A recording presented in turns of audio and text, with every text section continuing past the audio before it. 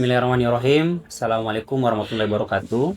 Selamat siang, shalom, salam sejahtera bagi kita semua.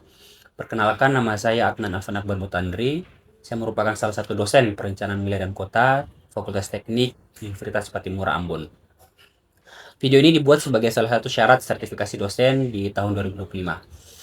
Mata kuliah akan saya ambil sebagai contoh dalam pembelajaran ialah mata kuliah Studio Analisis Wilayah dan Kota yang akan saya ampu di semester 5 dengan beban SKS sebesar 4 SKS. Untuk studio di perencanaan wilayah dan kota Unpati sendiri memiliki 4 mata kuliah studio. Yang pertama ada studi dasar perencanaan yang didapatkan masuk di semester 3. Kemudian ada studio analisis dan rencana kawasan yang didapatkan di semester 4. Kemudian studi analisis wilayah dan kota di semester 5, dan terakhir ada studio rencana wilayah dan kota yang didapatkan di semester 6. Untuk CPL dari mata kuliah ini ialah sebagai berikut. CPL yang digunakan telah mengikuti CPL dari ASPI atau Asosiasi Sekolah Perencanaan Indonesia, yang dimana pada tahun 2017 telah dilakukan workshop pembahasan capaian belajar lulusan untuk seluruh prodi PWK yang di Indonesia, sehingga CPL untuk mata kuliah ini telah menerapkan standar yang digunakan oleh program studi PWK lain yang ada di Indonesia. Untuk CPMK-nya dapat dilihat sebagai berikut.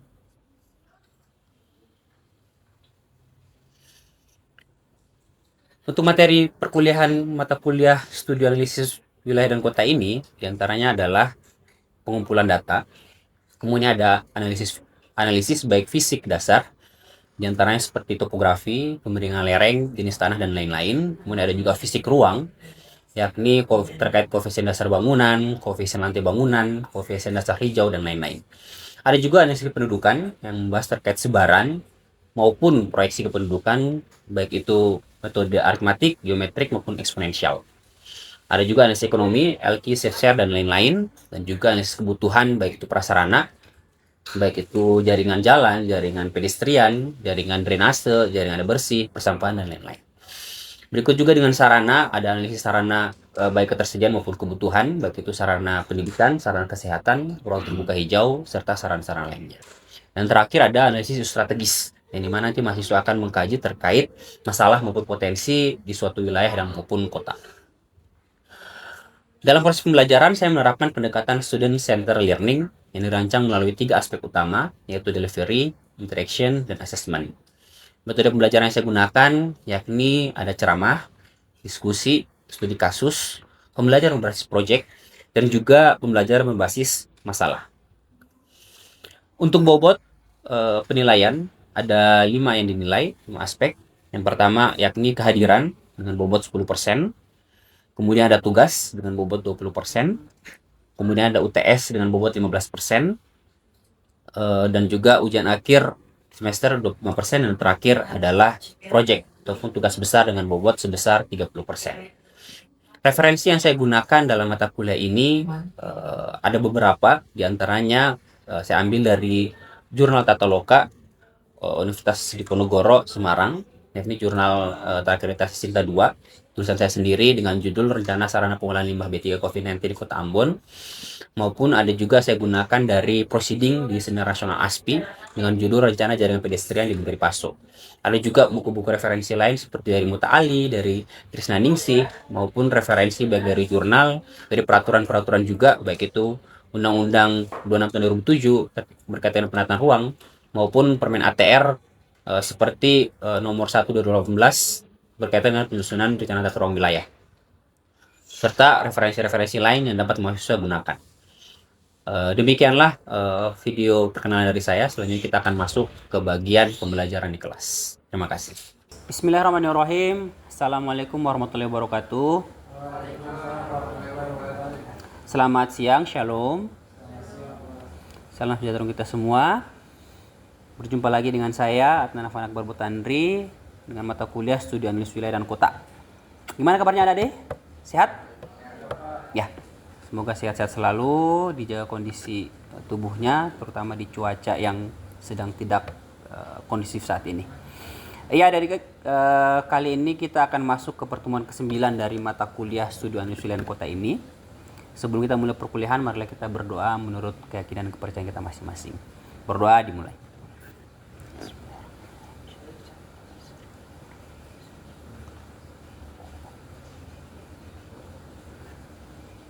Berdoa, selesai.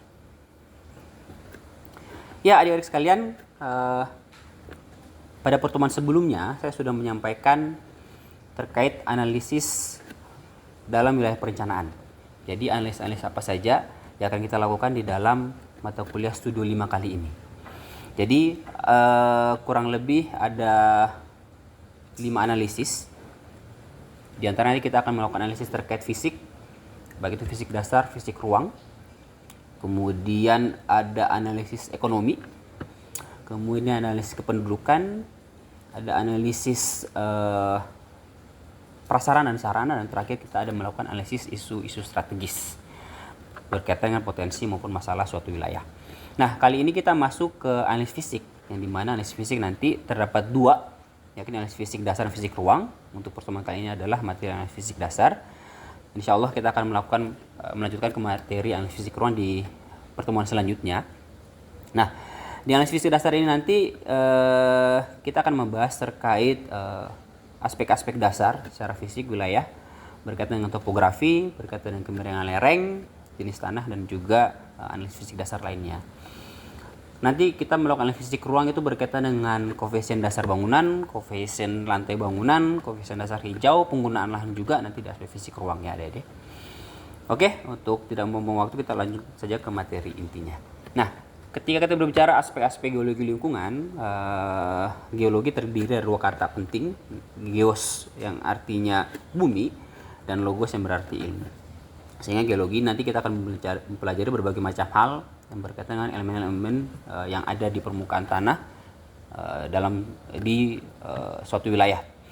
Ada 5 hal besar, 5 hal dasar yang akan dilakukan analisis nanti di aspek-aspek geologi lingkungan ini. Yang pertama ada topografi, berkaitan dengan ketinggian dan juga kemiringan lereng. Jadi topografi itu nanti ada 2 hal yang dilakukan adik-adik ya. Kemudian ada hidrologi, berkaitan dengan sungai-sungai yang tersedia di wilayah studi adik-adik masing-masing. Kemudian ada klimatologi, berbicara terkait iklim dalam suatu wilayah. Kemudian ada litologi, berbicara terkait jenis tanah maupun batuan. Dan terakhir ada bahaya geologi ataupun kebencanaan yang mungkin terjadi di wilayah studi adik-adik masing-masing. Nah, kita masuk saja ke topografi bagian pertama. Jadi topografi itu nanti berbicara terkait ketinggian dan juga kemiringan lereng, yang dimana ketinggian biasanya memiliki satuan MDPL, meter di atas permukaan laut, sedangkan kemiringan lereng biasanya dia berupa persentasi ya. Biasanya juga topografi ketika dipetakan dia akan tergambar sekaligus dengan titik ketinggian maupun dengan garis kontur. Untuk kita melihat biasanya garis kontur yang rapat itu menandakan bahwa topografi atau ketinggiannya tinggi, dan biasanya daerah yang agak renggang garis konturnya biasanya itu daerah yang agak landai atau datar. Sedangkan kemiringan lereng biasanya klasifikasinya ada 5. Ini mengklasifikasi dasar yang sering digunakan menggunakan SK Menteri Kehutanan. Jadi kelas lerengnya ada 5 kelas lereng dari 0 sampai 8, 8 sampai 15, 15 sampai 25, 25 sampai 40, dan yang paling tinggi adalah lebih dari 40 atau kategori masuk kategori sangat curam. Kenapa kelas lereng maupun topografi penting untuk dibahas? Karena ketika kita melakukan suatu pembangunan, kita perlu mempertimbangkan kemiringan lereng suatu wilayah. Kita di Kota Ambon kebetulan merupakan daerah dengan tingkat kemiringan lereng yang bervariasi, namun secara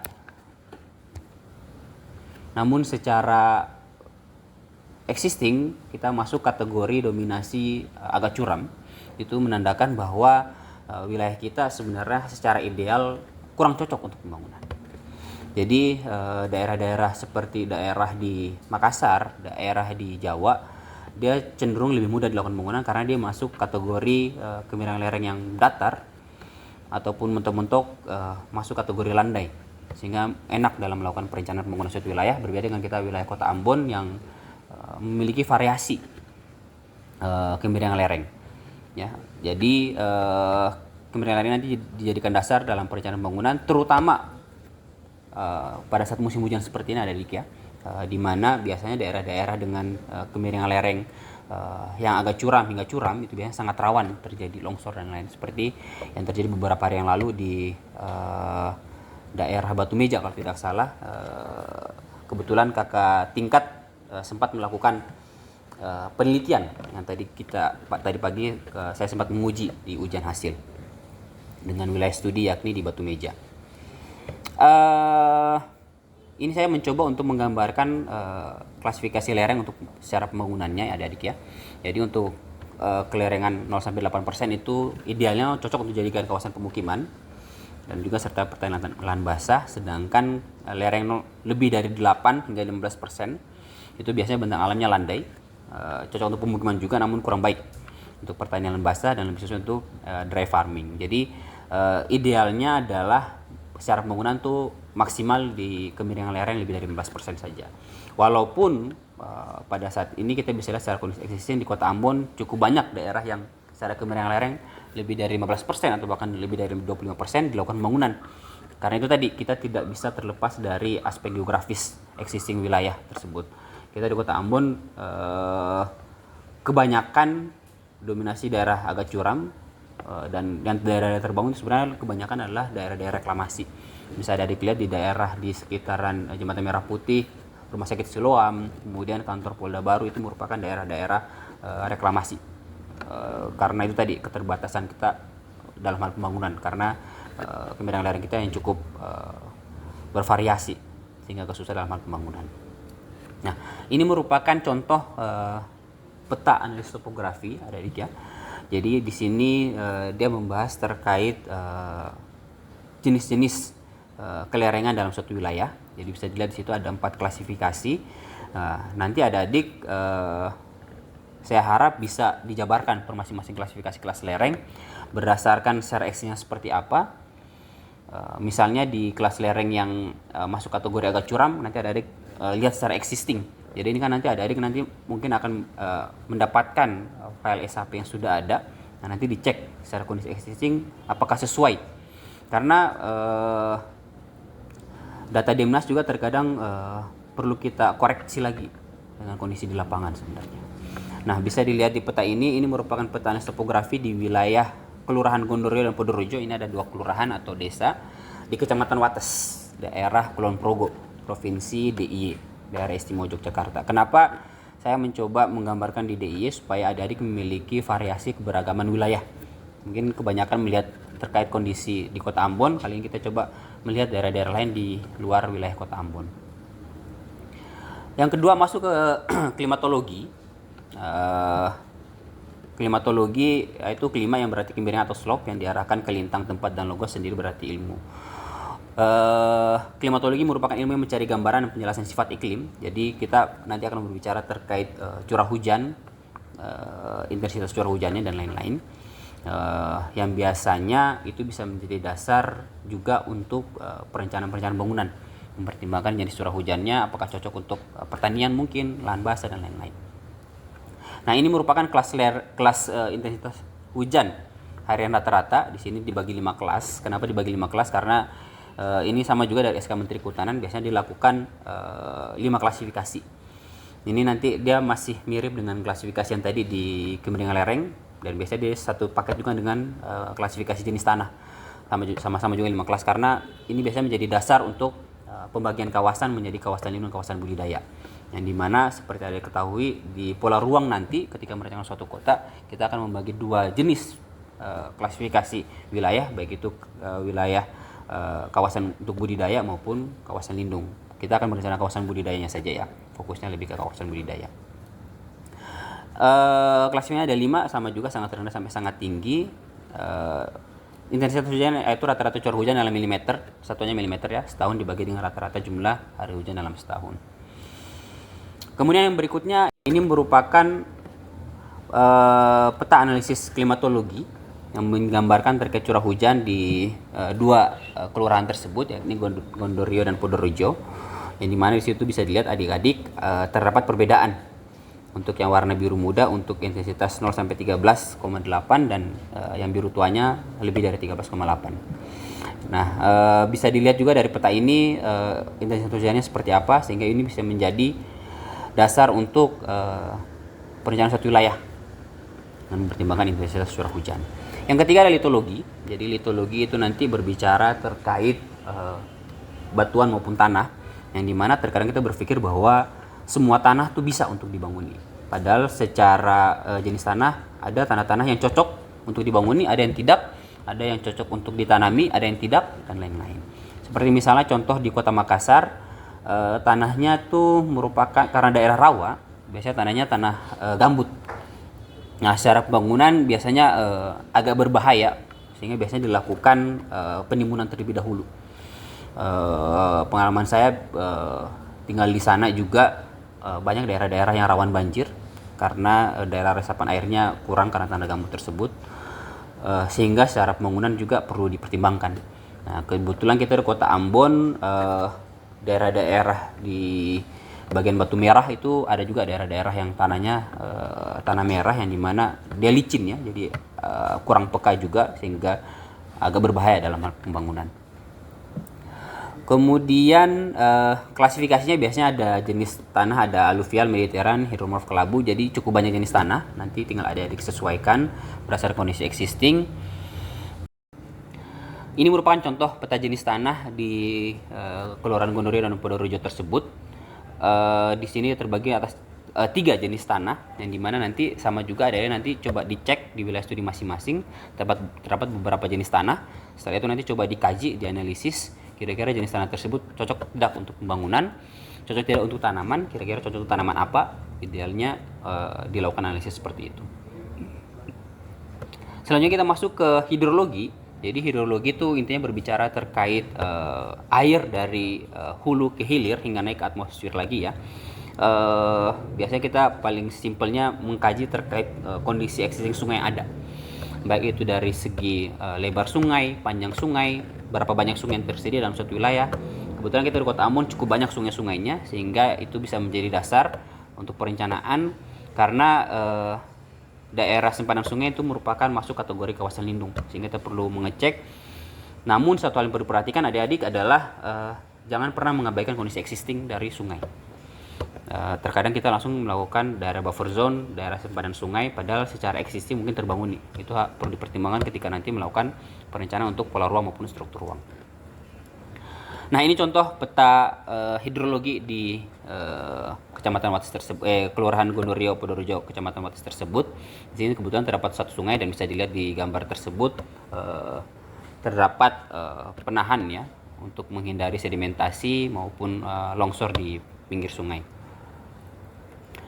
Yang terakhir kita masuk ke bahaya geologi. Jadi bahaya geologi ini intinya berbicara terkait kemungkinan-kemungkinan bencana-bencana dapat terjadi, baik itu banjir, baik itu erosi, gerakan tanah, juga bencana-bencana lainnya. Nah, nanti di geologi tersebut kita akan berbicara baik bencana yang terjadi saat ini ataupun yang sempat terjadi masa lampau, maupun terkait kerawanan bencananya, sehingga kita bisa melakukan prediksi bencana-bencana apa yang akan terjadi masa akan datang. Nah, ini merupakan contoh peta analisis bahaya geologi. Di sini kebetulan ada beberapa kategori bencana. Jadi seperti yang saya sudah katakan tadi, nanti kita coba kaji berdasarkan kejadian bencana yang pernah terjadi selama 5 tahun terakhir lah paling tidak. Dan juga nanti kalau bisa dibedakan untuk masing-masing bencananya, baik itu bencana banjir, baik itu bencana gempa, bencana longsor, dan bencana-bencana lainnya. Ya, itu saja mungkin materi dari saya adik-adik. Mungkin terdapat banyak kekurangan, mungkin ada juga yang belum mengerti, ada yang pengen bertanya mungkin. Silakan Jessica. Baik Pak, terima kasih atas kesempatannya. Pak, perkenalkan saya Jessica Sayartian dengan NIM 021. Izin bertanya Pak terkait analisis klimatologi. Menurut Bapak, apa perbedaan iklim dan cuaca Pak? Itu saja pertanyaannya Pak. Terima kasih Pak. Ya, terima kasih Jessica atas pertanyaannya. Jadi tadi kita sempat berbicara terkait analisis klimatologi. Namun orang sering salah mengartikan dan menganggap bahwa klimatologi dan cuaca itu sama, padahal suatu hal yang berbeda. Cuaca biasanya berbicara terkait secara waktu biasanya dia lebih singkat dan dalam wilayah yang kecil, sedangkan iklim itu biasanya berbicara dalam wilayah yang lebih luas dan jangka waktu lebih panjang. Seperti misalnya ketika kita berbicara cuaca saat ini yang terjadi di lingkungan kampus kita sedang hujan, tapi terkadang pada saat kita menyeberang melewati jembatan Merah Putih masuk ke sekitaran MCM, terlihat tidak hujan. Itu berarti terjadi perbedaan cuaca. Karena secara wilayah mungkin dekat. Nah, ketika itu berbicara iklim, dia wilayahnya lebih besar dan dalam jangka waktu yang lebih panjang misalnya. Makanya dia biasanya milimeter per tahun. Dan juga dia melihatnya biasanya dalam wilayah yang lebih besar. Biasa kategorinya bisa di atas kelurahan, kecamatan, ke atasnya kota ataupun kabupaten. Jadi terdapat perbedaannya di mana cuaca biasanya berbicara terkait wilayah yang lebih sempit dan jangka waktu lebih pendek, sedangkan iklim berbicara wilayah yang lebih luas dan jangka waktu lebih panjang. Ya, Jessica ya, bisa dipahami? Terima kasih pertanyaannya. Selanjutnya kita akan saya beri tugas untuk adik-adik coba diskusikan. Saya harap adik-adik bisa melakukan kajian terhadap wilayah studi masing-masing, mengkaji di kecamatan masing-masing, baik itu untuk satu kategori saja analisisnya, untuk topografi dan kemiringan lereng. Ya, silakan saya berikan waktu untuk diskusi.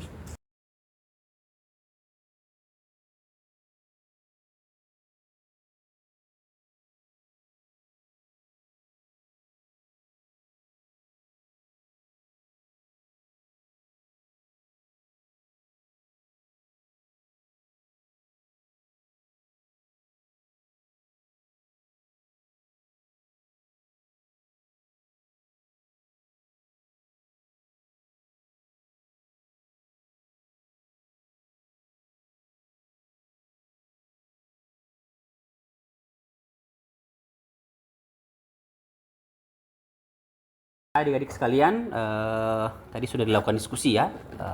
Setelah ini mungkin saya minta tolong nanti ada rekan-rekan yang mungkin bisa presentasi terkait hasil analisis untuk topografi saja sama kemiringan lereng, yang sisa nanti coba dilakukan di rumah. Siapa kira-kira yang bisa melakukan presentasi? Ya, Kevin bisa untuk presentasi wilayah studi Kecamatan Sirimau ya. Silakan Kevin, coba ditampilkan hasil analisisnya. Ya, adik-adik sekalian, selanjutnya kita akan coba diwakili oleh rekan kita Kevin mempresentasikan terkait peta analisis topografinya. Silakan Kevin.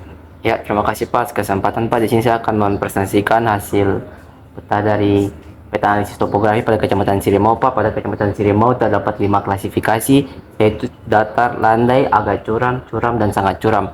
Yang paling dominan itu adalah di landai Pak, dari yang memiliki luas bentang terbesar yaitu dengan bertambang landai yang memiliki luas 187 hektar Pak. Itu yang terbesar pada daerah Unipopu, Uritetu, Hatiwai Kecil, Padang Kasturi, dan Galala Pak. Yang paling dominan sangat curam itu terdapat pada Negeri Soya Pak. Sementara bentang memiliki luas terkecil itu 27,600 hektar Pak, yang didominasi berada di Negeri Soya Pak. Oke, terima kasih atas analisis topografinya Kevin. Ada beberapa hal mungkin yang akan saya koreksi, saya tanggapi dengan peta ini. Yang pertama, nanti coba dicek lagi garis konturnya. Ya Di Pak. sini belum digambarkan di keterangannya ya. Ya, Garis Pak. konturnya belum ada. Kemudian saya lihat di sini untuk range topografinya, ini kayaknya belum range-nya sama ya. Ada 0 sampai 58, 58 sampai intervalnya yang perlu disesuaikan. Tapi secara 5 kelas oke. Bisa dilakukan juga dengan 3 kelas ya teman-teman sekalian ya. Jadi ini bisa dikondisikan. Tapi tadi penting untuk jika kita menggambarkan di peta, cadangan juga perlu didukung di legendanya tersebut. Ya, cukup bagus untuk penggambaran analisis secara singkat terkait topografinya. Kita berikan aplaus untuk Kevin. Itulah tadi materi dari saya, dan kita sudah melakukan diskusi di kelas. Kesimpulan dari materi kita hari ini terkait analisis fisik dasar adalah bagaimana analisis fisik dasar itu sangat menentukan suatu perencanaan wilayah, baik itu mempertimbangkan topografinya, mempertimbangkan kemiringan lerengnya, mempertimbangkan jenis tanah, dan juga aspek-aspek lainnya. Karena suatu wilayah yang dibangun tidak serta-merta bisa mengikuti keinginan kita saja.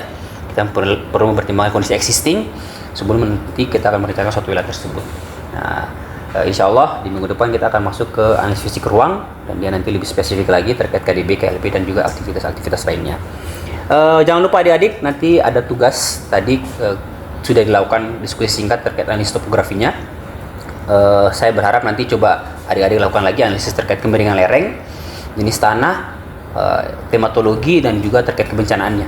Terutama kebencanaan tuh nanti Adik coba perlu dicek lagi terkait kejadian bencana-bencana yang pernah terjadi di sebelumnya, dan juga untuk kita memprediksi kemungkinan kejadian bencana yang akan terjadi di masa akan datang. Ya. Ya, adik sekalian, dengan demikian untuk materi ini kita sudahi saja. Semoga kita bisa ketemu lagi untuk pertemuan selanjutnya. Sebelum saya tutup pertemuan kali ini, mari kita berdoa terlebih dahulu. Semoga ilmu yang kita terima hari ini bisa bermanfaat untuk adik-adik masa akan datang. Berdoa dimulai.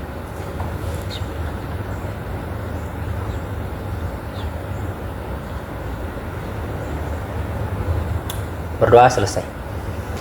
Ya, dengan demikian saya tutup pertemuan kali ini. Saya ucapkan terima kasih adik sekalian atas perhatiannya, partisipasinya, jangan lupa tugasnya ya. Insya Allah kita ketemu lagi di minggu depan. Saya tutup saja pertemuan kali ini. Wassalamualaikum warahmatullahi wabarakatuh. Selamat siang. Ya, demikianlah video dari saya. Semoga bermanfaat dan semoga video pembelajaran saya bisa memberikan nilai positif terhadap pendidikan Indonesia.